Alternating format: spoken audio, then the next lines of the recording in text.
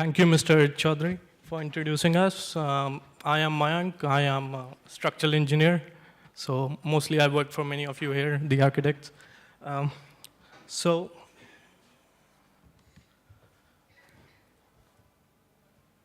how can I move the slide forward? Okay. Okay, here we go. That's me at the bottom, Mayank Sharma. And I'm here with my father, Mr. V.D. Sharma. We are a structural engineering firm, Optimum Design Private Limited. We do about 2 crore square feet of built-up area each year.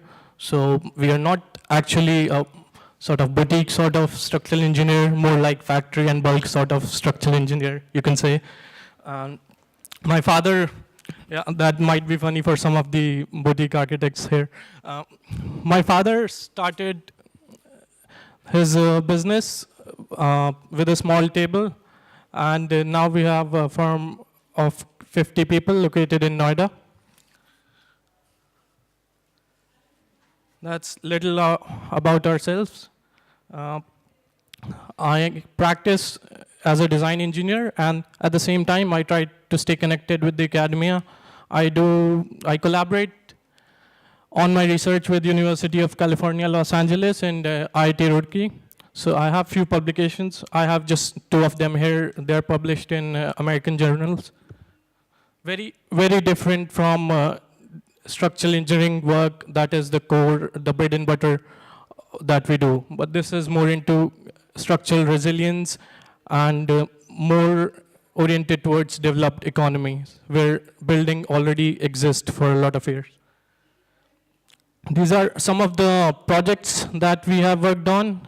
The one at the top corner left is, I think architect is Mr. Hafiz Contractor. It's 8 towers, each 45-story high, located in Indrapuram, Ghaziabad. The one right top is architect is a concept has been done by ADES Singapore. And then we have some from local architects located in Noida and even in Mumbai. We have projects everywhere throughout India, but majority of them are located in Noida and Ghaziabad. That is sort of like the bread and butter areas of our business. Okay, so I am a structural engineer. I am a technical guy, so some of you might be getting bored here. I'm sorry for that in advance. So I'll start with the StressStrain curves, or what we call backbone curves in the industry. These are derived from references, publications, and some from experimental data. I have curves here for FE415, FE500, and FE550D, the product in question being FE550D. And just for fun, I have a stress strain curve for concrete down at the bottom there. That is structural engineer's idea of fun.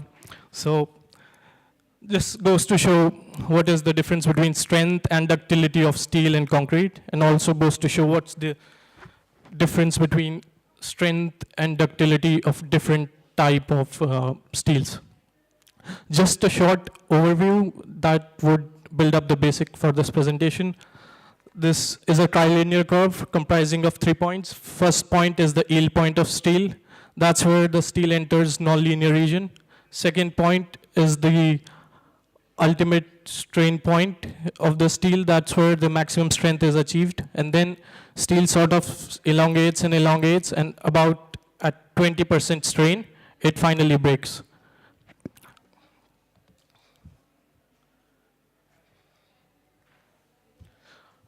Okay, so this is a screenshot from latest detailing code, Indian code that we have. It clearly says that if you want to use FE550D, it should have an elongation of minimum 14.5%, which, and from experimental results, we have an elongation of 550 that is around 20%. Okay. Then there are some more facts that are highlighted in the code, which says 2% strength of steel bars based on tensile must not exceed the characteristic proof strength by 20%. So just a short question to everyone here. Why would we not want stronger steel? So characteristic strength is what's written on the package. If it says Fe 500, characteristic strength is 500. If it says proof strength of steel bar is the actual strength. That is when you stretch it, that's what you get. Any structural engineers who might want to take on that? Why do we not want stronger steel bars? Okay, I'll just answer that.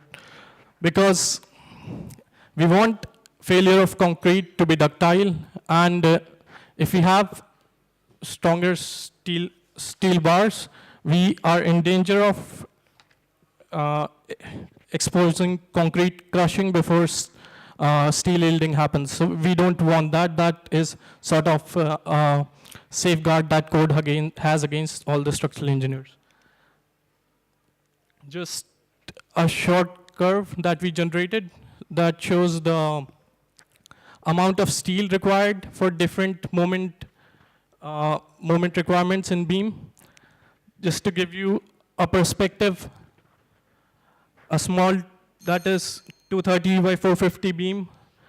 If we use 415, we are saving about 55% of steel.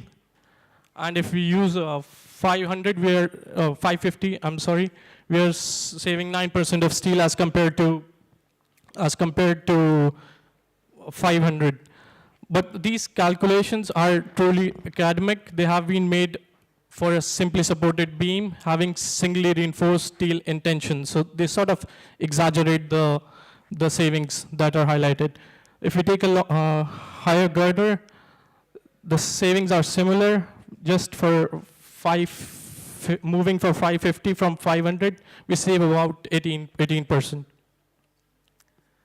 Similarly, for a column, savings are little smaller because all of the steel is in compression, and I mean concrete is as good as a material as steel, just with a lower strength in compression.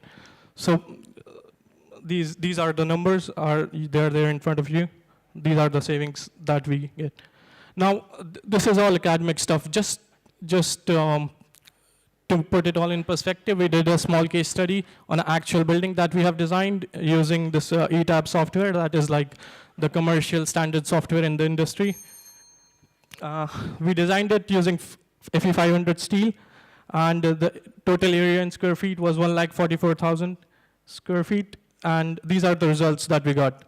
So if you're moving from 500 to 550, we save about 4.5% of structural steel in the entire building. So that's around 32 tons of steel and around 0.38 kg per square feet. So that's an important figure if you are starting a new project and are putting your money to make a new building.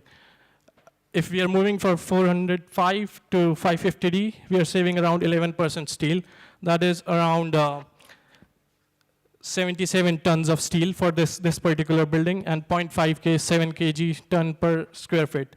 So that if I put it in monetary terms, that would be like 32 tons would amount to like 15 lakh rupees, and 77 ton maybe 50-60 lakh rupees per tower. Few practical advantages of using 550D is you need fewer bars, you have to use less labor putting them bars, and you can use lower bar diameter and higher spacing and less congestion for your concrete. So that is all I have. I want to thank Jindal Steel for providing us this platform, and thank you for your time. I request Mr. Rohit Chaudhary to stay around for the speaker presentations, because we'll be felicitating you in a little while, sir. It's now time to bring this back to the technical session that we have all been waiting for. The sub-theme being appreciating the urbanscape. The essential mode of presentation is going to be such. Every speaker gets a 20-minute slot. We'll be sending in a warning wrap-up slip by the 17th or the 18th minute, sirs. And then at the end of the session, we are planning to have a panel discussion in which we'll open the forum for the questions that everybody, I'm sure, will have at the end of the discussion. I will start first by introducing our speakers to you. First off, we have architect Ratan Batliboy. Architect Ratanji Batliboy is a senior practicing architect based in Mumbai. An alumnus from Sir J.J. College of Architecture, he has had a long career as an architect. He's also a philanthropist, member of the board for various non-profits across the country. And recently, he's been involved with organizations working on the smart cities projects and awards. Sir, we welcome you. And if you could please just stand up for a second so the audience can have a round of applause in introduction. Continuing with the introductions, we then have Dr. Sanjeev Vidyarthi. Dr. Sanjeev Vidyarthi is an accomplished architect, scholar, and researcher exploring cities across the world. He's a graduate from J.J. College of Architecture from the year 1991 and has received his post-graduation from the University of Michigan in 2006. An academician at heart, Dr. Vidyarthi has been guiding bright minds in the field of architecture across multiple institutions, both in India and in the US. He has authored books and has written a lot of research papers. He's one of the architects who's laid the foundation of Ayodhya School of Architecture in Jaipur in Rajasthan. He's also kindly agreed to moderate this session's panel discussion later on. Dr. Sanjeev Vidyarthi. We then have Ms. Beatrice Lianza. Ms. Lianza is a researcher and curator based in Beijing. She holds a master's degree in Asian studies. She heads a creative think tank called the Bao Atelier and has been a curator of multiple architecture and design events of international repute. In 2016, she published Ideas in Action, Critical Design Practice in China, a research on Chinese urbanscape. Madam, we welcome you, Ms. Beatrice Lianza. And finally, we have architect K. Jaisim. Professor Krishnarao Jaisim is a renowned personality in the field of architecture in India and abroad. He's an architect of reckoning, a teacher, and a patron. He has a long list of award-winning projects in his portfolio. He heads the Bangalore-based Jaisim Fountainhead Design Practice. He has authored more than 200 papers published nationally and internationally. Sir, we welcome you. I request an extended round of applause for all our speakers before I invite the first. I'd now like to call Architect Batliboy to please start with his presentation. Thank you all for being here. Thank you to ARCASIA, and let's get on. So I think all of us have been listening to happiness, and we've got probably an overdose. But I'm taking this really literally and going through some very, very quick understandings of how we'd like to go forward. I think it's a pretty big question mark in terms of what is happiness. We also know that happiness can be any extent, anywhere, anyhow. Most of it is measurable in these days. We have objective criteria, and what is measurable can be managed. And I guess that means that we can manage our happiness. But there are also a lot of things that are subjective about happiness, and that's pretty much left to each one's individual status, each one's identity, each one's perceptions, each one's imaginations, ambitions, achievements, etc. So because we were so sort of fuzzy about this whole thing, and because ARCASIA allowed us to speak on any topic as long as it was happiness through architecture, we had a small session in the office, and we put a few architects in a room, and we said, hey, guys, get on with it, and let's see what you come up with. And what we came up with was a lot of ideas and philosophies and aspirational values and stuff like that. And we condensed the whole thing down to critically 3 properties in terms of 3 points of view. We'll be talking about that soon. So we said, let's look at the architect's point of view in terms of obviously we're not talking about the architect being the sole creator of everything that you see, but there are consultants and there are experts and there are people who are contributing to the overall creative process. We looked at another point of view, which was architecture, the point of view of happiness through architecture. And we looked at the built spaces, we looked at the unbuilt spaces, which is primarily the interbuilding spaces, and we looked at open space. How do those trigger happiness? How do those trigger points of view of happiness?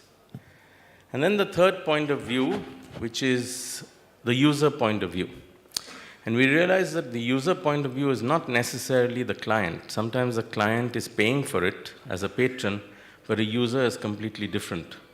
So if I have a client like the government paying for a railway station where users use it, I'm sure none of my clients have ever been by train, maybe. But there's a user point of view, and then there's all of us who are subject to being observers.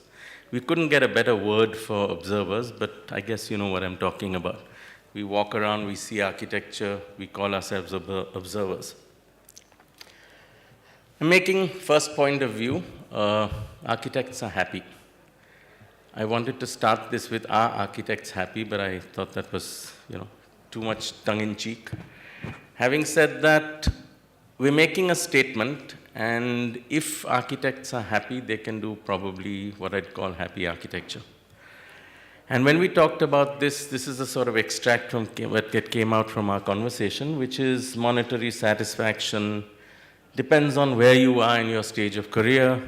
It also depends on your client satisfaction, manifestation of your design, the process, appreciation, etc. So effectively, we summed it up like this, okay? If you get paid, you're happy. If you're acknowledged, you're happy.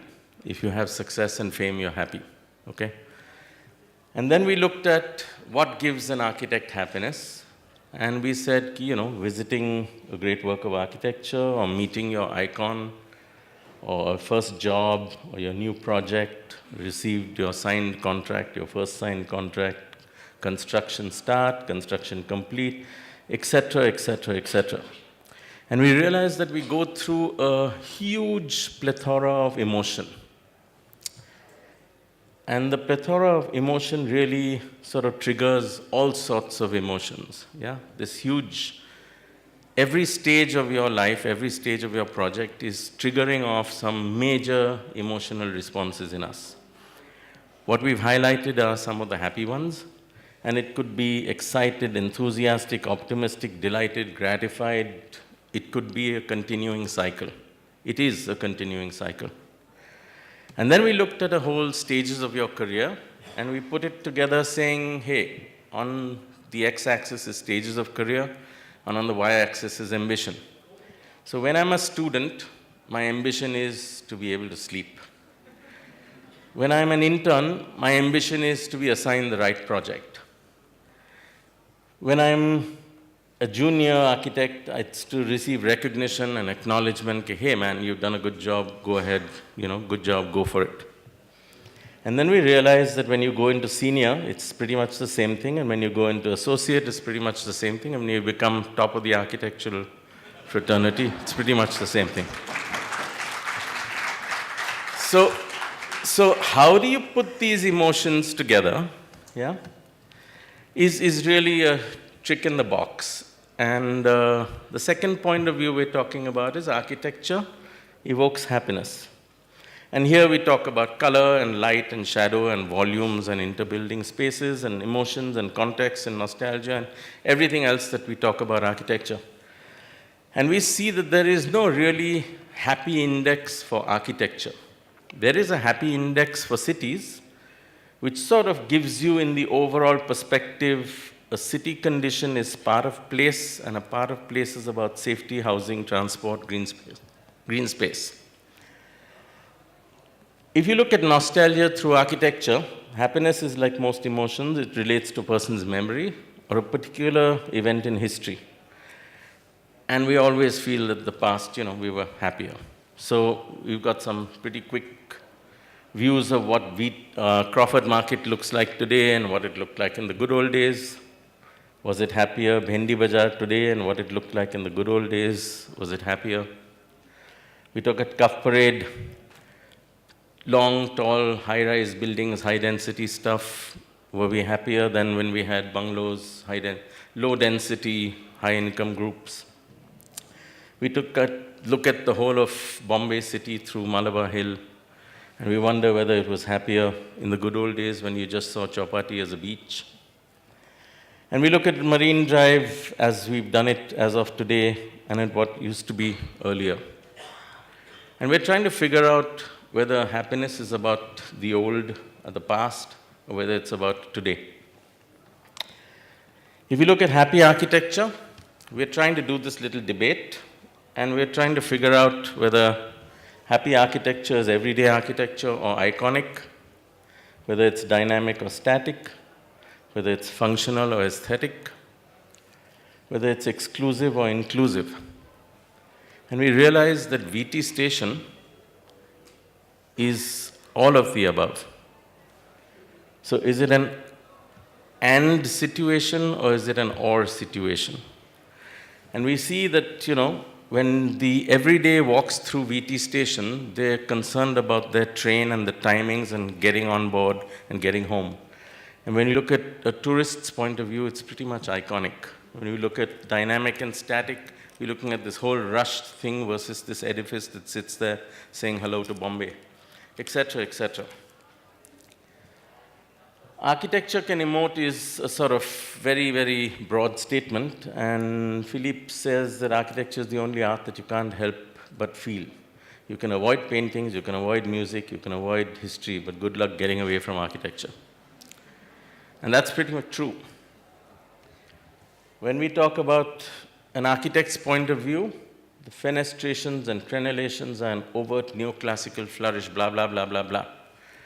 And a user point of view is like, hey, looks like a moth got into it, okay?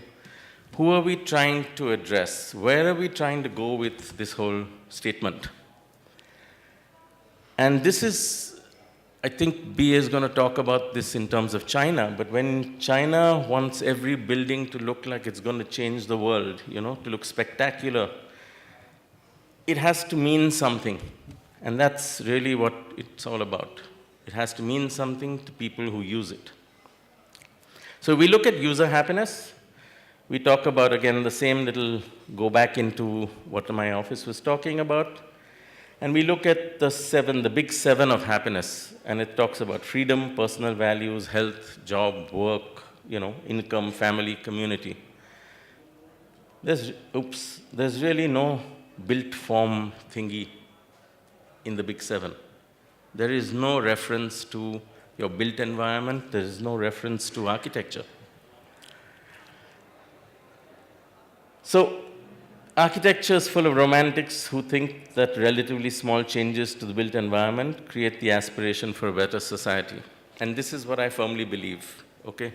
I am several times called a romantic, but I also work in huge infrastructure projects with the government. Maybe that's the romantic part of it. I'm going to show you a quick couple of examples. This is a red swing project. I don't know if any of you are aware of it, but there was an organization that did what they call the red swing project. Beautiful. It's a small red swing. It's a red piece of wood tied with ropes, can be transported anywhere and put in anywhere into space. And it changes the way people perceive their lives.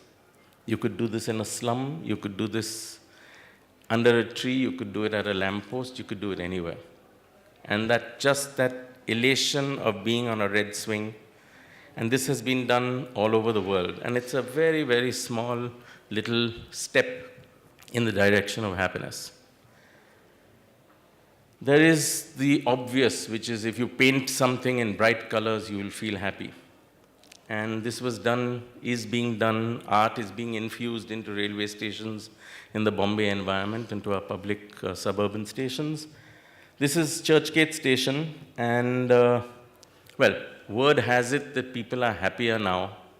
They don't mind traveling 16.8 people to 1 square meter in terms of capacity. But as long as the station is painted different colors, it's fine.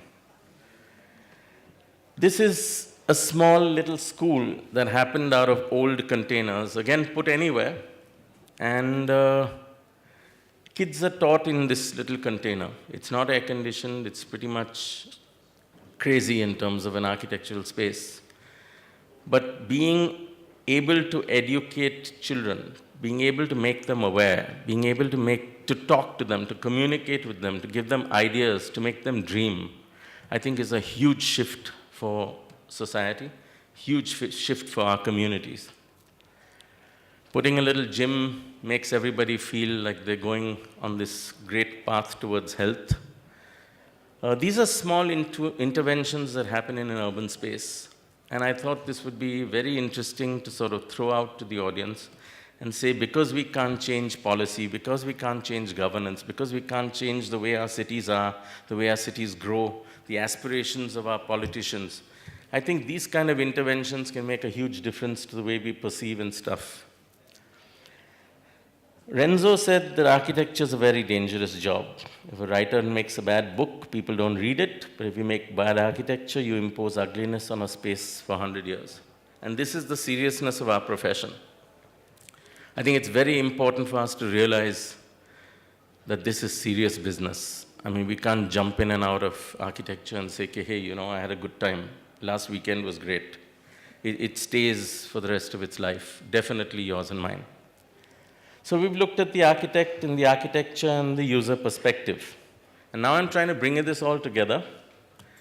And I'm saying that in this triangle of entities, if you look at form, normally the user is forgotten about, and it's a conversation between architecture and architect. And if you look at function, it's a conversation between the user and the architect. And if you look at engagement, it's a conversation between the user and the architecture. And what we're trying to do is to try and get all these three to come together and make music. I think what is critical is also the ability, the power, and the potential to shape our own environments. I think this is pretty much what the conference is also talking about in terms of how do you empower, how do you get people to start reacting, how do you make it an inclusive space, how do you make it an inclusive society which changes how cities live, how cities behave, how cities work, how cities move. So if you looked at the ability and power, this is Charles Correa's Artist's Village, one of those most classic examples of housing. And this is what people have done to it. And it's the way they've changed their environment that makes them feel that they've had something to do with the environment, that the environment has grown to respond to their needs, that the environment has grown to respect what they want in their lives, their aspiration. If you looked at this little space under a flyover, a group of citizens got together and created this. And it's again a very, very small intervention that has changed the way people have perceived their lives, perceived their public spaces. Normally you have old stolen cars or police dumping stuff or taxis parking there or something like that.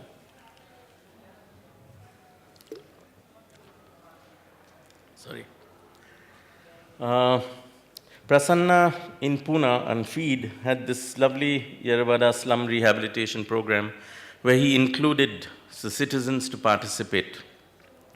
And this is how they sort of made their little models and their little sketches and put them on a plan and started getting participative in the entire process of building their own habitation.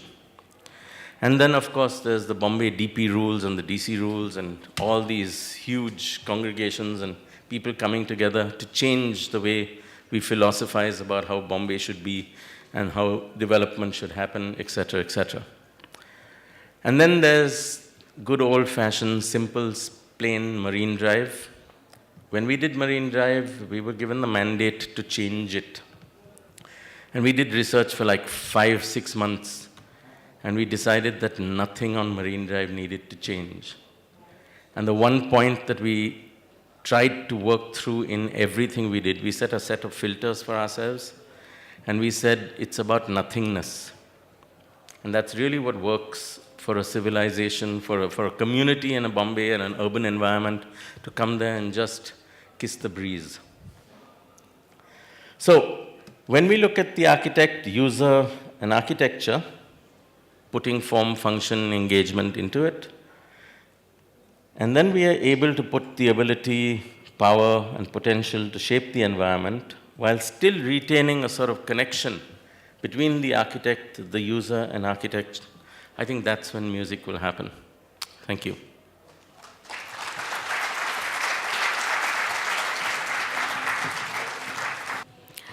I'll feel like adopting my 10-year-old's language right now and going, awesome. Such is a presentation. It was so good, sir. Thanks a lot. Now I call on Dr. Sanjeev Vidyarthi to please come up on stage and present his All right, good afternoon. I want to start by thanking, am I a little loud? Is my voice breaking up? Yeah, is this better? Okay. I want to start by thanking Ratan, not because his name has a Bartley in it or we share the same alma mater, but for setting up happiness very well, right? So others who follow him in this panel do not have to spend time describing what happiness is. And second, for making a very engaging presentation based on the maximum city, showing how some of that happiness can actually play out in smaller as well as iconic projects. So I'm wearing my moderator hat here for a second. The four presentations in this panel are very different in nature. We are sort of looking at things both in form and content very differently. This presentation has very few images. The way architects usually do presentation is a lot of images, accompanied by a lot of words. I have almost no images. If they are there, there is a very specific purpose. But what I want to do today is to make an argument. And I want to make an argument based on a backstory. So I would need your focus and attention, and I'll alert you what is the most important point of the presentation. So if you take your seats and then stop moving about, and if you can focus on the argument, that would help, I guess, everyone. So the roadmap of this presentation, and I guess I'll not take full 20 minutes, be done sooner than that, is I want to start by acknowledging, first of all, the organizers, the Jaipur organizers of ARCASIA. Folks perhaps do not realize the significance of this moment. Last time an event like this happened in this city was 1957, a few years, 10 years after independence, and the first Congress of ITPI for Jaipur happened here. That's the time, right? This is a city designed by an architect formally, but the first time folks gathered here was in 1957, and it's now 2017, where you have, I have not seen any event like this anywhere in India in my 25 years of career. These people, the architects of this city raised money, resources, and they put this show together, inviting people from everywhere. So that's important to acknowledge the momentousness of this event. The second thing that I want to talk about is sort of the backstory. This is important. You want to keep this backdrop in mind in order to make sense of the argument that happens right after this. So if you have only 2 minutes to focus, and if you would rather go to another panel at this point in time and come back for later presentations, the argument that I make is that architects, and please pay attention here, that Indian architects and Asian architects in general have figured out to make very happy buildings. For example, this hotel, hospitals, schools, colleges, we do incredible work at the building level. Asian architects in general, Indians in particular. You go to any, majority of the newly made buildings are incredible. The happiness sadly starts where the plot finishes. You step out of the plot of any building designed by an Indian architect and you meet unhappiness. There's squalor, there is, and you can add adjectives, right? I do not want to spend time spending it. There is gross unhappiness in cities, but incredible happiness within the plot boundaries, right? And architects have such a myopic view.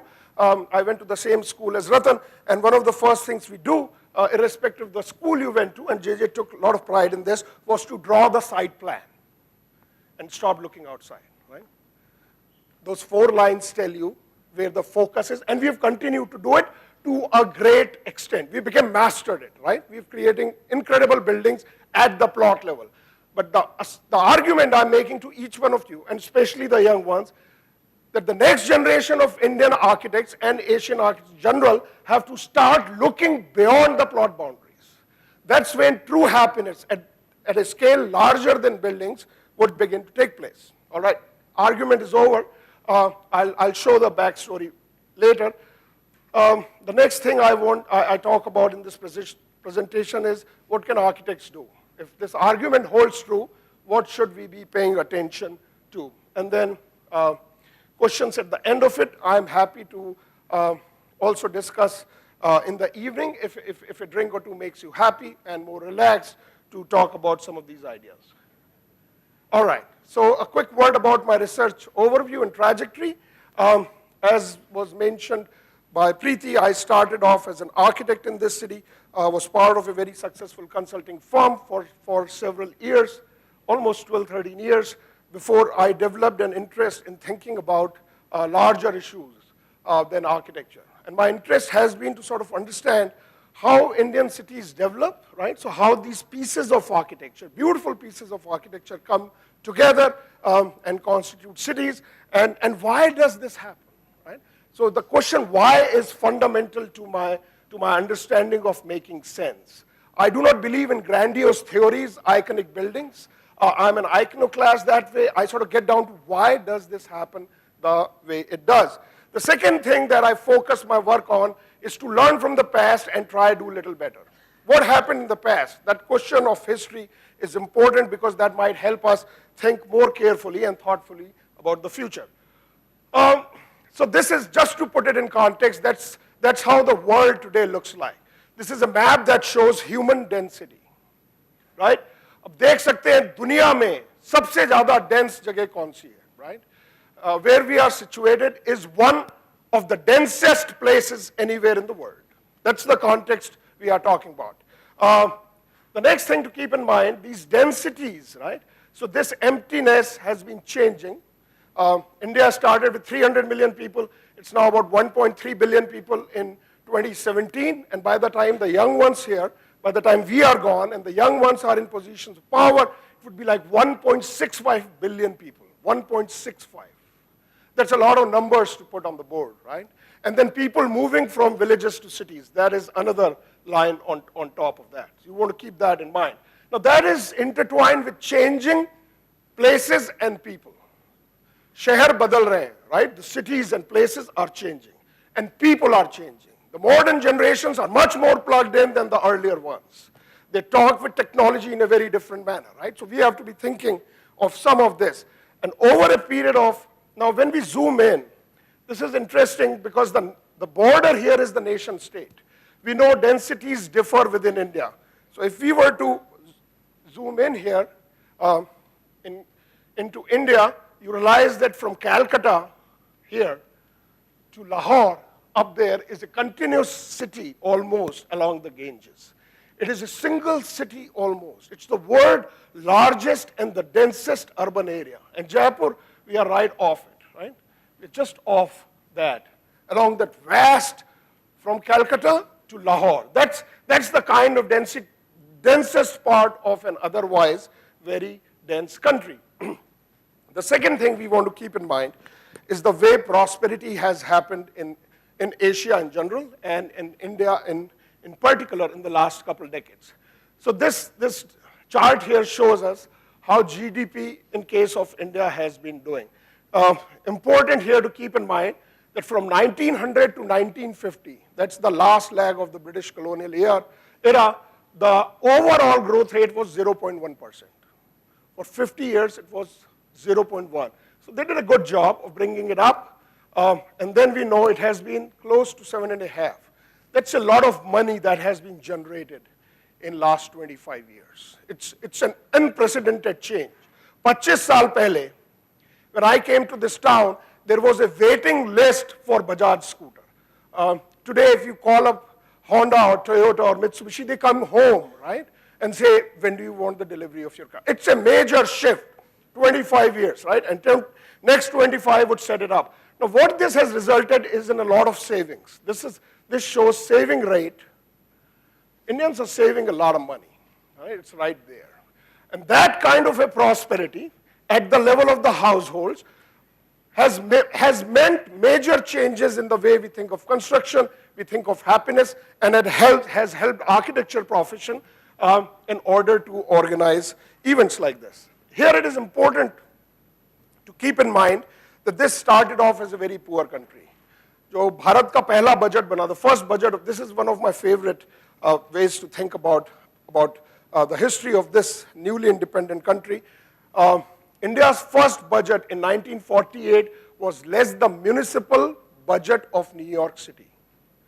Bharat का budget New York के municipal budget से कम था, right, in 1948. And what we are talking about in terms of practitioners, and this is important, Indian Institute of Architects celebrates its 100 years. So 1917, in 1947 they were about 30 years old. The professionals sort of continued to, one was the question of their own identity. I think we have been very successful here. Indian Institute of Architects, ITPI, and now increasingly IIID. Professions have organized themselves very well. That's sort of the success story to keep in mind.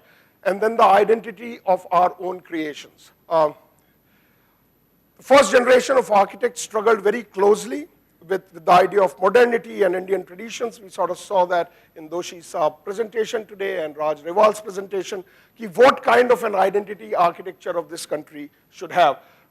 I think in the last 20 years that debate has gone away. If you have not read these two books, I would highly recommend you see Rahul Mehrotra's new book, which sort of talks about how architecture in this country has changed in the last 2 decades, and a more new one by Peter Scriver that came out 2 years ago that shows how Indian architecture in the last 25 years has changed dramatically.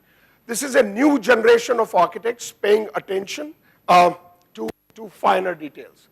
So to come back against this backdrop, right, Garibi say increasing prosperity from a very poor, starving nation, where more than 60% of the population did not have access to enough food to the average age, for example, in the rural parts of this country was less than 30 years in 1948. It has been a tremendous success.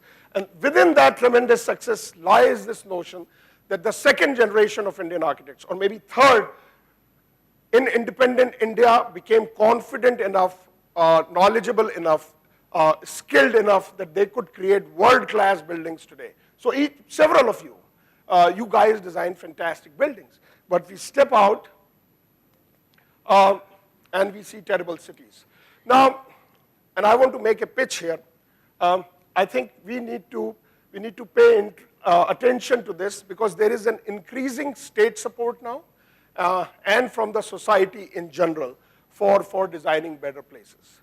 It is very rare that people pay attention to architects, very rare, especially at the level of societies. The place where I live in the United States, no one cares for architects, very rarely. It's only architects who pay attention to themselves. People pay attention to architects at a few times, very few times. Time like this, when the quality of cities is terrible, when this society has money and it needs hospitals, it needs schools, it needs residences. People like Rashmiji and me, when we came to this city, we had to go and explain to people what architecture was. That is not the situation today, right? So there is an increasing state interest and social support for designing better places. There is a dramatic lack of trained professionals in this country. There are very few of us. For example, for a country of 1.3 billion people, there are 4,500 town planners. Think again. In the US, for a country of 300 million people, there are 60,000 town planners. Somebody has got to do this job. And I think, though architects have their own issues, मैंने आपको बताया, plot की पहले line लगा लेते हैं. Uske bahar, they have very little to do. But we would have to perhaps start thinking. This is, someone has got to do it. Someone would have to pay attention to it. And the worst is that the quality of city life in this country continues to go down. So here's a map that shows urban density. Ratan showed us a few images of real urban density in Mumbai. This is quality of living survey that he was talking about at the city level. Indian cities perform some of the worst in the world. Asian cities are no better. But Indians are among the worst cities. So the argument that I make is that the way architects can do some of this is we want to leverage increasing. इस वक्त समाज हमारी इच्छा कर रहा है. इस समाज ने हमें इतने पैसे दिए कि हम ये संगोष्ठी अपने आप कर सके. People are paying attention to what we offer or we bring to the table. We want to leverage that public legitimacy and growing scope of professional work to try and make a meaningful change. नीली दीवार, पीला दरवाजा, काले रंग के पत्थर लगाने से बहुत ज्यादा फर्क नहीं पड़ेगा. थोड़ी हैप्पीनेस आएगी within the building.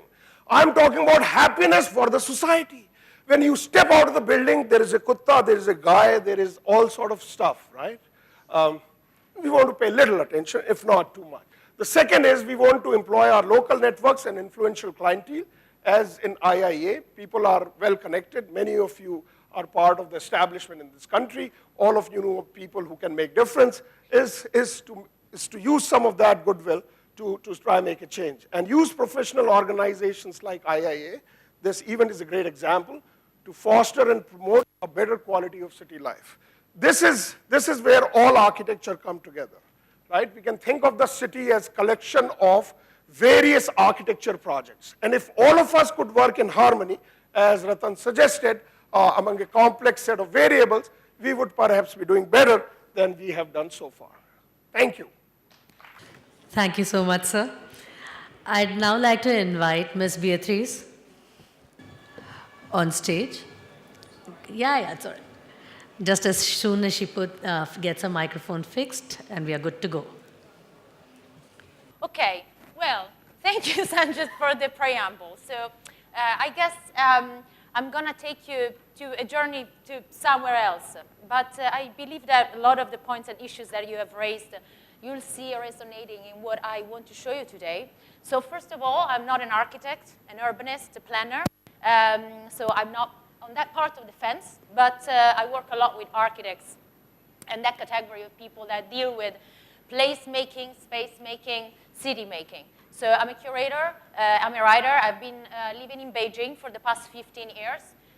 So that's my background, my area of life and work, and of my practice. So what I want to do today, just to bring back balance, to all things. Instead, my presentation will be highly visual, and I hope to take you on a little bit on a journey with things that are happening nowadays across different Chinese cities, and in a way, probably an image that you are not so used to picture, in your mind when you think of like Chinese urbanization. So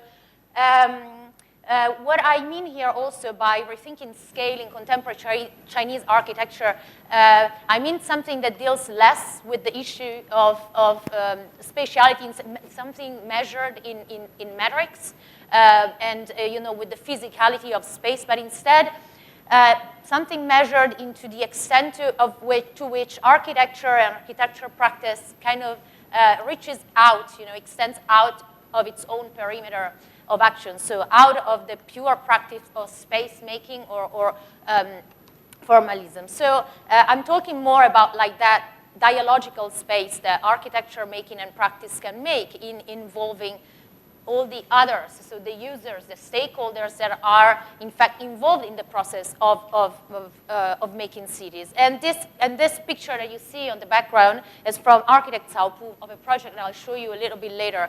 But this collage is in fact a preparatory material. It's in fact his own diary, something that he was like studying while preparing this project. That he realized in the Hutong of Beijing. And as you can see, you have exactly all of these elements, so the instability of all of the human element, everything that is intangible within space, which is humanity. So in a way, I want to take you away from this image. So the image that you probably are accustomed to when you think of the past 30 years of like rapid Chinese urbanization. something that speaks of homogeneity and homogenization, towards something else that instead is slowly moving away, and that I call something as transitional urbanism. And this condition is generated by dramatic changes that happen across the cities and regions in China at the moment, and in fact are moving the country towards a new regime of living and building urbanity. And this is very much connected still to dramatic changes that happen in terms of realizing that this is a country that still lives with high sort of social fragmentation, uneven economic distribution, and steep environmental depletion. So what I wanted to show you today is what instead I believe a new emerging archipelago of practices and practitioners are trying to do to go against this phenomena, or to trying to find sort of like a remedial mechanism to kind of like bring positive impact to this phenomena of transformation that have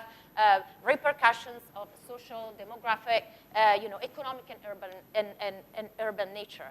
So the kind of so we are speaking essentially of like a changing role for architects and architecture, which is one that is kind of, in a way, I find kind of pictured in this, like in this beautiful image that from a project of an architecture studio based in Beijing.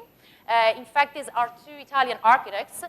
The project is called Instant Hutong, and it's been ongoing for more than a decade.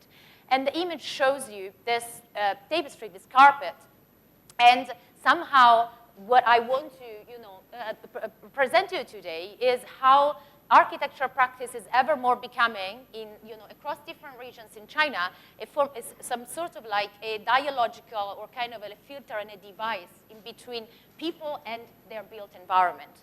So what they did, they in fact work within the context of historic, Beijing Hutongs. I'm sure you know, or if you don't, well, probably a lot of, these create interesting references for you. But these are, it's the historic district of Beijing. So it's where, resilient communities, like that have lived there for centuries still are. And the project, in fact, attempted at generating maps of this, rapidly disappearing historic quarters, and the fact that, and the sort of the ephemerality of the built environment, like contexts that have been gone through, like decades of change and demolition and reallocation of space, with these families like being moved here and there, taken out of their own, context of origin, are, like transposed into these very delicate objects, urban objects, which in fact have been embroidered using a technique that was as well, like fast disappearing, and it was used for 1970s propaganda posters, in fact. And these objects become sort of in this kind of form of a tactical urbanism. They become dialogical objects, that bring the people in. And this sitting they use, to sort of like retrace the oral history of this, disappearing areas. So I'm bringing you into this part of the city because I find a lot of resonances, of course, with this city that, like exudes with, past history, but a history and an historic city that is not empty. It's filled with people, with residents, so life still goes on there. So same thing, happens within Beijing Hutongs. So how to deal with this? How to deal with, like a part of the city that is still, like rich in vestiges and, repository of, like a past, but still kind of like thrives with, life, with contemporary life. And within, although like infrastructural, like conditions that are still very fastly degrading, like there's no plumbing, like the living conditions in these areas are not completely positive. So take this project of People's Architecture Office. They engineer the system. It's a proprietary system of panels that essentially allows for very fast assembly. It's prefabricated, so it's really low cost, but it allows to avoid for demolition wherever necessary, and instead, like functions literally as a plug-in system, a box system that can be very easily assembled, requires no formal training, like as architects or technicians. And essentially, this is the prototype that they realized almost 3 years ago. It's literally inserting a house in the house, but it still helps to preserve what can be preserved of the historic building. And these are projects that, that eventually they finally realized last year. So the plug-in system, it's in fact a complete solution that can turn into a house itself. So they have started working with the local developer of this Hutong district to realize, to then go and collaborate, work with the residents to meet their need, to understand what were, like the challenges and complexity that they were, like facing within all domestic environments. And this is showing you how this can be fast, and assembled on site, and therefore can sort of like be modulated, and regulated according to the needs of the surrounding houses, because of course these are very densely populated, tight, like urban fabrics. And this is in another example. So at the end of the day, what the architect becomes a sort of like enabler of relations, someone that has engineered a system that though has, requires the intervention really and the contribution of all of the stakeholders involved within, this context, from the developer to the residents, and, generating an added value that can be easily applied, like, and made available. And so the issue, of course, of like this historic context brings forward another aspect, which is if architecture is becoming more of an element that helps generating a connection or enabling a dialogue, like across different demographics and people, and between professionals and policymakers, planners, and etc. We are talking about generating a new sense of collective and belonging. So this is what a lot of architects, are now working with. This is a very ingenious system, and again, it's an experimentation that has been now, like applied further of another architect that kind of solved this very tiny leftover space problem, which is really, widely spread within Hutong. So these leftover spaces you can't do anything with because they are part of like larger communal areas where other people live. So what you can do, you can turn it into a tiny hostel. So a distributed hostel across the area where with this very ingenious, like mechanism that can be pulled back, you can give back a part of your space to the common area, to the rest of the community when less people are living in it. So this kind of interventions, like on the small scale within this area has, in the past, like 4 to 5 years, has really like taken shape across, architecture practitioners. These are projects that were initiated, in fact, when I started as a creative director of Beijing Design Week, which is a very large-scale urban festival happening in the city of Beijing with the support of the cities and three ministries. So, yes, let's say that I was myself involved, like within quite a number of different, counterparts involved, like into the making of a cultural platform that could bring some sort of, other value, added value, like to Beijingers. So this is another example. This is this is 40 square meter space. And what standard architecture and Zhangke, like they realized, basically it's a very economical, concrete-based, type of renovation that kind of like really easily allows you to sort of like plug in kind of similarly into this kind of like, leftovers area that lack, in fact, public facilities for communal use. This is a project that he also did always in the Hutong. He received the Aga Khan Award for Architecture last year. This is, in fact, a children library. So what happens is that while as an architect, like they kind of act in a way as,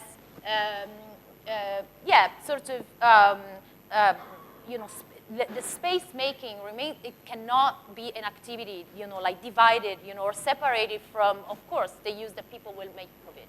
And this children library is regularly operated by locals, and it's connected to a neighborhood school that uses it as well. What else, what kind of other inspirations can be created that go beyond the scale of the individual building as becoming some sort of, like a wider blueprint, like for action in the city? Well, Ma Yan-song, probably a name you have heard, is a little bit of the enfant terrible of Chinese contemporary architecture. He's thought of, putting together public toilets, facilities that are often not exactly, like, at their best condition, let's say, but there are highly communal spaces for these areas because Hutong houses do not hold private sanitary facilities, like toilets in the houses. So conjugating this with the idea of a Chinese garden, what you get is an idea of a renovation system that can sort of like plug into this, like already distributed public spaces where people, meet, they chat there, like they exchange gossips, and the latest, from the neighborhood. But what if you could renovate that and turn that into something that can essentially generate micro gardens into this historic district, bringing back, like preserving that communal space, but bringing quality to the urban fabric. And here there are other, experimentations again. What can architecture do within a given fabric when, there are steep demographic changes, like that traverse the city? Younger population, like staggering diversity, like in disposable income, like, of course, a skyrocketing, like real estate market. So how can these old spaces become still useful, speak to, new demographics? And this is the case of an example of how actually a courtyard house, which is a space that traditionally was hosted, just one single family, can become a shared space for 4 individuals. As you can see, where once was, like the garden, there is now like the common facilities, like so dining area, and instead each of these single units has everything, has, a tiny toilet, sleeping and living area. So going on with that, the issue of housing authority is something that similarly, like in this country, the demographics, the density that you have reminded us of impinge really darkly on planners. But what if, and considering also that, in China, private ownership doesn't really exist. It is a leasehold that, like is taken still from the state. So what if you could create a system, a proprietary system, a mobile, prefabricated by a highly customizable, proprietary system. This is an experimentation made by a very young architecture studio. It was realized through a sort of like crowdfunding, like Kickstart platform, with Chinese one that actually is specifically dedicated to design and the lifestyle sector. And in less than 3 hours, they gained 3 times the amount that they wanted. So this is the tiny tree house. It's all, in all 8 square meters, and it's 8 square meters, and it's like fully furnished with all that you need, if you wanna live in there. So I want to run you these last few projects. I present you quickly. Are instead an example of how the means of architecture. It's not necessarily that of like generating permanence in space, but generating a process or enabling a process of dialogue. And it is all about punctuality and precision. So what if we could, with temporary intervention, generate, like that space for dialogue? So this is an intervention of, again, in another Hutong area, where we decided to take up this abandoned office building that though was in a very strategic position within the district. And we created, and the architects created with this beautiful installation made of very cheap material. This is like, it's aluminum, like from the air conduits, right, that you use in buildings. These are actually 3 characters. It's Baitas, is the name of this district. And it generated this sort of like iconic, contemporary, modern, like object, which was instead a viewing machine. So it became, like this way where people could play around, but it also kind of like entered the building, and we used the building then to host, all sorts of workshop projects, talks.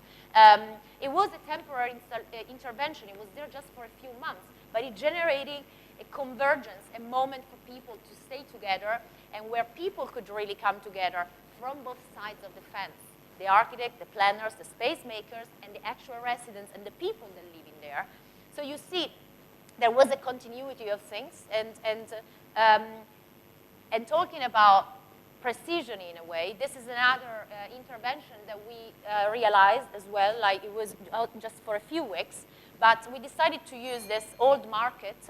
This market was abandoned by the law, in Beijing. All sorts of all wet markets have been closed inside the old city for hygiene problems and etc. We turned this into a place that hosted exhibitions, all sorts of projects, workshops we have done in collaboration with international schools from AA to Columbia and around the area. So what happened is that people, locals, felt naturally attracted to or entitled to enter this place because it was the place they always met in. That was where, they chattered in the morning, got the latest from the neighborhood, and it was beautiful, and it was a way to generate really this encounter among people. We really had sessions where we had, Beijing city developers, or city planners with students, architecture students, with architects, with the local residents to sit around the table and start off this contribution, make them really feel that right back to the city that they had lost. And these are another example of how, technology, responsive system and, real creativity and experimentation can help and aid process of dialogue and rethinking and appreciation of their urbanscape. So this is a project in Shanghai that I think it's also very telling because they realized by Neri and Hu. This was an old neighborhood theater, and you can see here it was, it was from dating back to the 1930s, and it was, we went through all this sort of remaking, and reappropriations. What they did, they generated a plan that recessed back, the ticket area. So this is a preservation project. The building was original, a 1930 building, recessed back the ticket area, and the foyer, and turned the area literally again into a public space. So the neighborhood theater that it was still remained, it was the function, that was preserved, that of becoming a space for collective encounter. And it works very well. Because my time is up, as that thing says, I want to just finish with this project, which I think is extremely inspirational. This was realized in Beijing as well. It's called the Digua community. There's a lot of videos if you Google around it.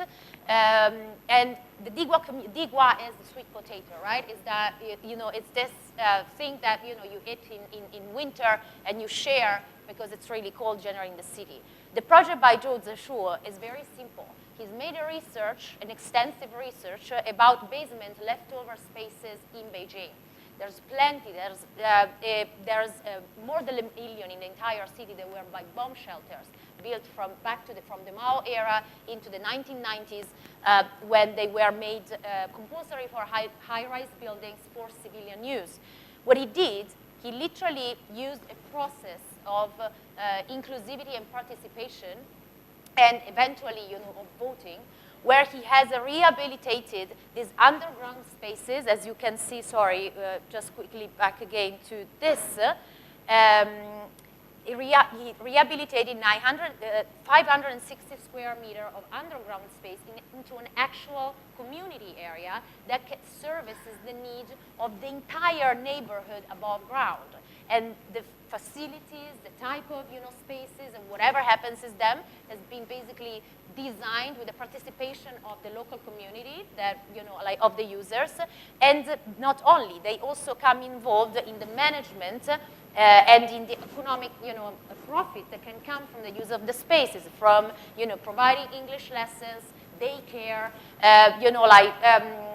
school, nursery services for, young moms that gotta go to work. So I find this a very inspirational, ingenious, way for how architecture is really so much more, and especially in these times, than just formalistic or stylistic making. And it is really about process. So with this, I am finished.